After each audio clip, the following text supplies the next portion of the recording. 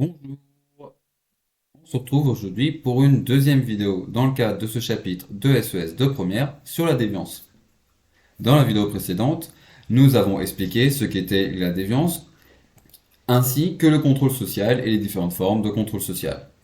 Nous avons aussi expliqué que ces deux notions étaient interdépendantes. Certes, on comprend facilement qu'il ne peut pas y avoir de contrôle social sans déviance, sans comportement déviant à sanctionner. Mais finalement, le contrôle social peut produire sa propre déviance et redéfinir les contours de la déviance et des comportements déviants, afin de continuer à jouer un rôle notamment unificateur dans un groupe social. Dans cette vidéo, nous allons nous concentrer sur une forme particulière de déviance, la délinquance. Si vous vous rappelez bien la définition de la déviance, on a dit que cela désignait des comportements considérés comme contraires aux normes d'un groupe. Donc la déviance, ce sont des comportements qui ne respectent pas les normes sociales d'un groupe ou de la société de façon générale. La délinquance, puisque c'est une forme particulière de déviance, sont des comportements qui sont contraires à des normes particulières, en gros les normes juridiques qui sont donc que l'on retrouve dans les textes juridiques, les lois, les règlements, etc. Si on entre un peu plus dans le détail, on peut distinguer différentes formes de délinquance selon le type de gravité, selon que cela porte atteinte à des biens matériels, à des personnes, etc. Et on va ainsi parler de contravention, de délit ou de crime.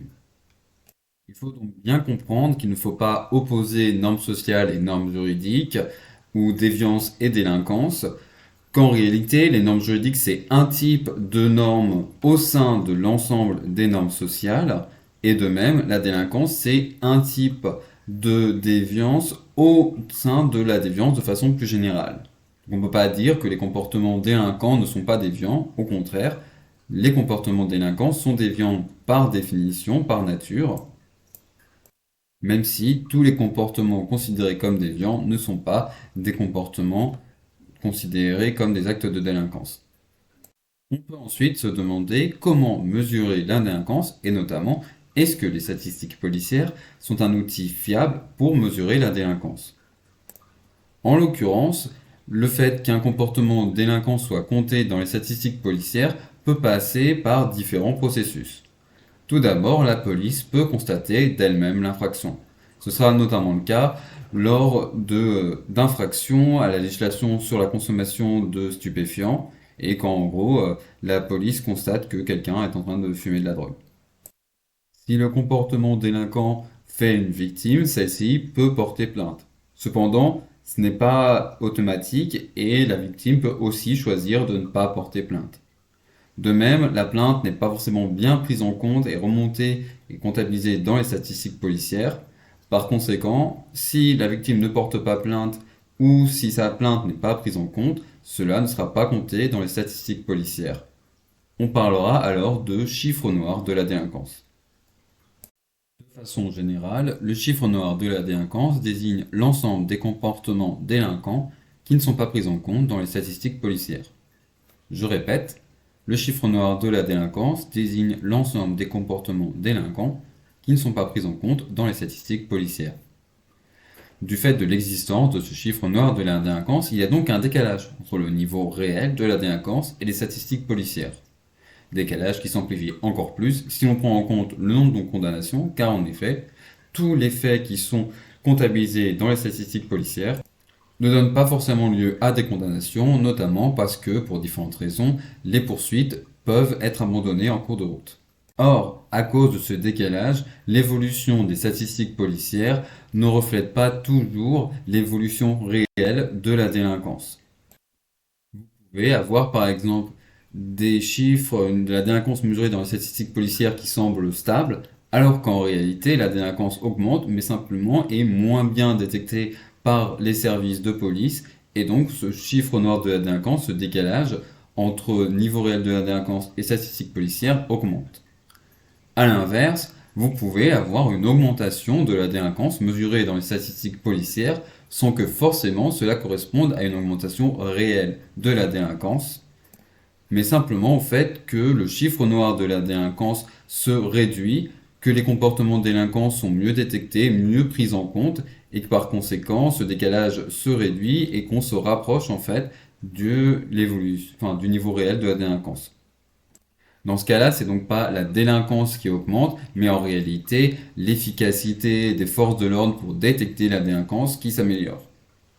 Attention cependant à ne pas tomber dans l'écueil inverse et à considérer qu'une augmentation de la délinquance mesurée dans les statistiques policières reflète simplement une réduction du chiffre noir de la délinquance et une amélioration de la capacité des forces de l'ordre à détecter les comportements délinquants. En réalité, tant qu'on sait juste qu'il existe un chiffre noir de la délinquance, mais que, par définition, on ne peut pas la mesurer, qui reste hors de notre perception, on ne peut pas savoir si l'augmentation des statistiques policières correspond à une réduction du chiffre noir de la délinquance, à une amélioration de la capacité à détecter les comportements délinquants, ou à une augmentation du niveau réel de la délinquance. On ne peut en tout cas pas se contenter de dire ne vous inquiétez pas, certes la délinquance mesurée dans les statistiques policières augmente, mais en réalité c'est juste parce qu'on est devenu encore plus fort pour détecter les comportements délinquants. Ce serait un peu facile de s'en sortir comme ça.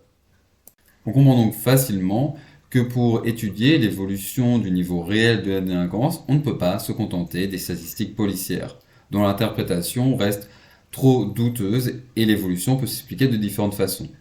Il faut les compléter avec d'autres outils.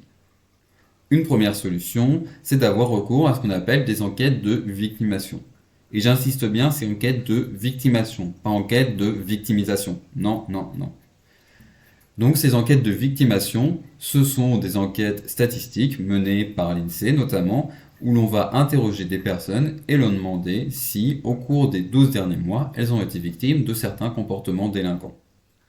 Cela permet donc d'avoir une idée plus complète de la délinquance, puisque en allant vers les victimes, on peut aussi prendre en compte les personnes qui ne sont pas allées déposer plainte.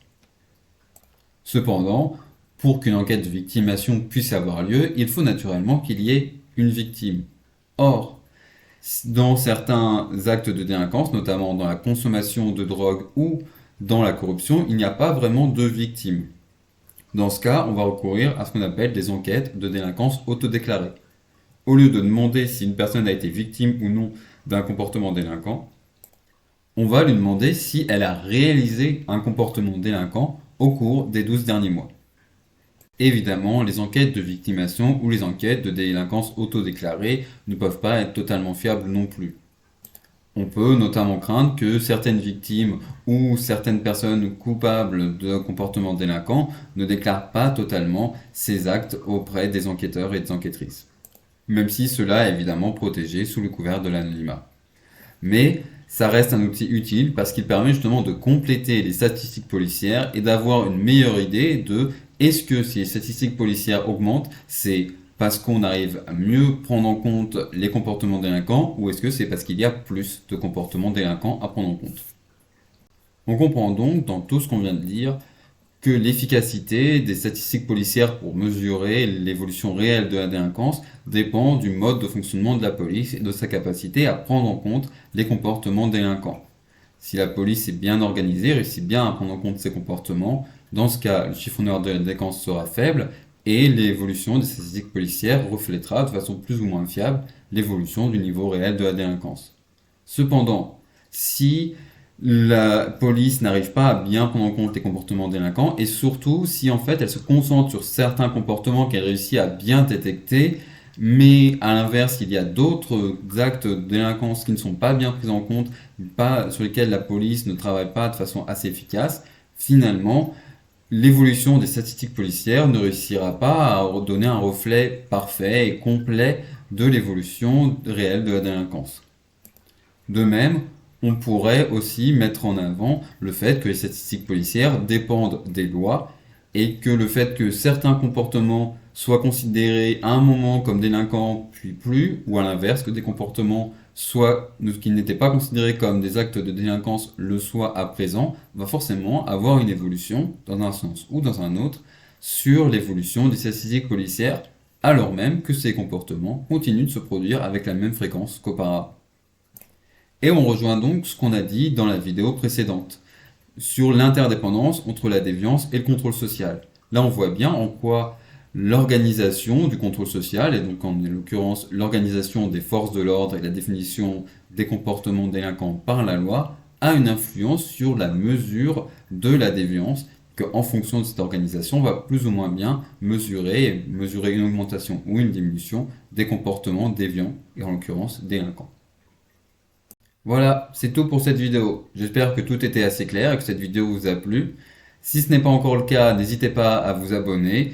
Et si vous avez des questions ou simplement pour témoigner de votre appréciation, vous pouvez laisser des commentaires. En attendant, je vous souhaite une bonne journée.